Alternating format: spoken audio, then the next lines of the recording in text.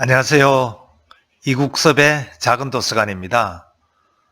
오늘은 지난 시간에 이어서 최고의 교수에 관한 2부 순서 교수들의 이야기를 이어가도록 하겠습니다. 가장 의미 있고 행복한 시기는 시련을 겪고 이겨내는 것이다. 그것은 바로 시련을 통해서 성장했다고 느끼기 때문이다. 하버드 대학의 더드리 허시바우 교수는 자연은 여러 가지 언어로 이야기하는데 그 언어는 일종의 외국어와 같다. 그리고 바로 그 외국어 가운데 하나를 해독하는 것이 과학자들의 영원한 꿈이다. 그렇기 때문에 어린 아이의 마음으로 돌아가야 한다는 것이다. 어린 아이의 마음으로 돌아간다. 학습의 열쇠는 흥미있고 그 열쇠는 교수들이 갖고 있습니다.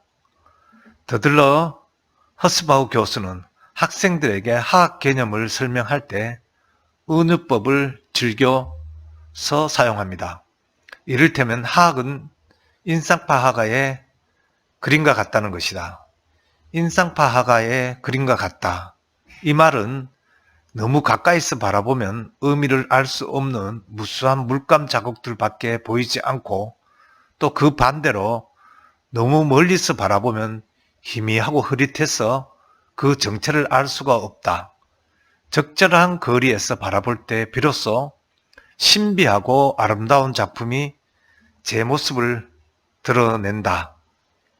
화학도 이와 마찬가지로 더들리 허스바우께서는 이러한 은유법을 선호하는 이유는 추상이나 함축이 있을 수밖에 없는 화학 개념을 설명하는데 은유가 퍽 잘 어울린다고 말씀하십니다. 또 물리학자들은 모든 것을 제1의 원리로 분해하고 싶어 하기에 너무 가까이서 바라본다고 합니다.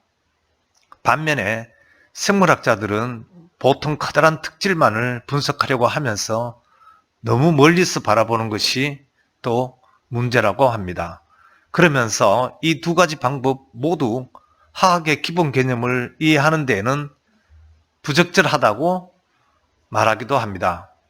더들리 허스바우 교수는 학생들에게 가르침이라는 것은 그림을 제대로 파악하기에 적절한 위치가 어디인지 스스로 찾아가도록 학생들을 이끌어주는 것이며 이를 실천하는 것이 자신의 임무라고 말을 하고 있습니다.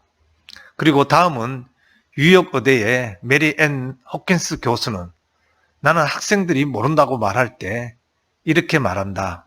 아니요, 학생은 알고 있으니 다시 한번 생각해봐요 라고 말한다.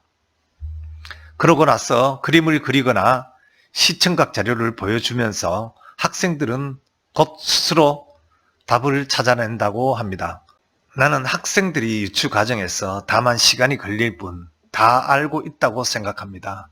아니, 대다수의 학생들은 자신이 알고 있다고 믿는 것보다 실제로 더 많은 걸 알고 있다. 이 사실은 교수들에게 매우 의미심장하다라고 말합니다. 의미심장하다. 이 말 속에서 나는 과도한 정보의 홍수 시대에 좀 더 천천히 문제에 대하여 인식하고 사유하고 또 생각해서 판단함에 공유와 공감을 통하여 올바른 결론을 내리게끔 도와주는 주변 사람이 과연 있는지를 한번 생각해 보기도 합니다. 또 한편 로드 아일랜드 디자인 스쿨의 찰리 캐넌 교수는 기로 수업을 진행합니다. 기로 수업을 진행한다. 학기 첫날을 제외하고는 늘 학생들과 1대1 혹은 그룹으로 20분 내지 30분씩 만나서 이야기를 듣는 시간을 갖는다고 합니다. 듣는 시간을 갖는다. 그리고 수업은 공동 연구 형식으로 진행하며 학생들은 토론을 통해 다른 사람의 생각을 듣고 사고를 발전시키는 방식을 택하고 있습니다.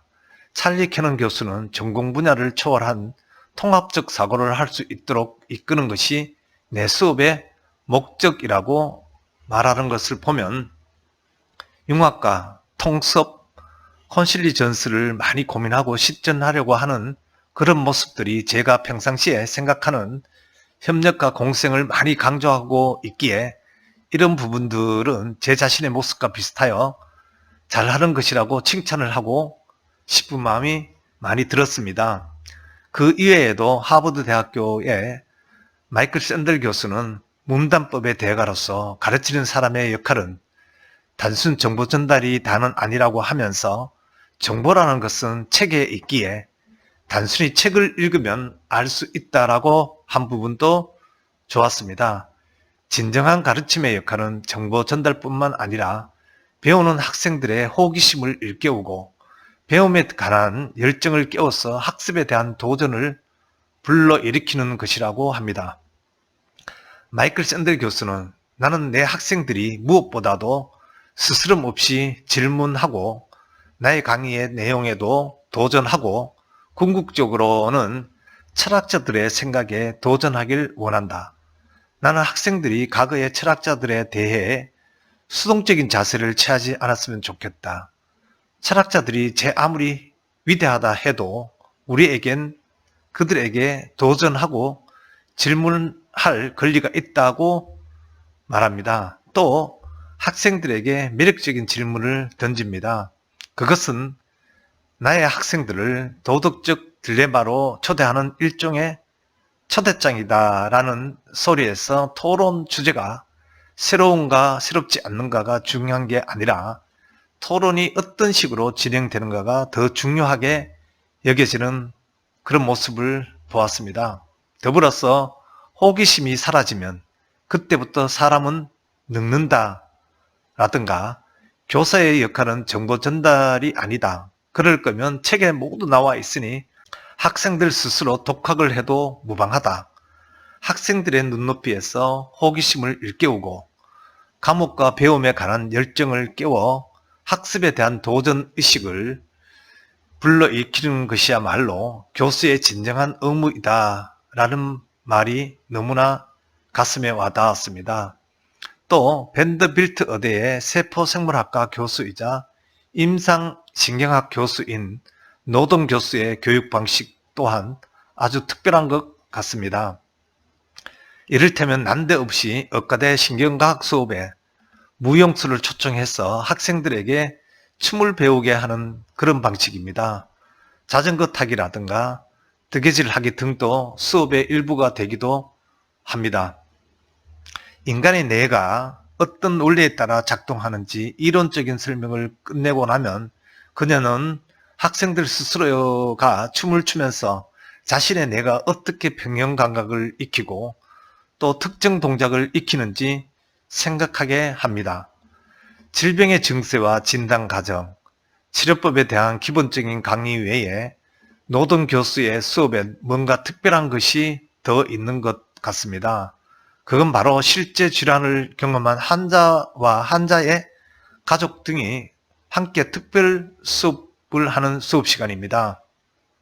그녀는 자신의 강의실에 환자를 초대해서 학생들로 하여금 환자를 직접 인터뷰를 하게 합니다. 또 환자가 질병을 치료하는 동안 의학 전문가들과 가졌던 경험에 대해서도 이야기를 나누게 합니다.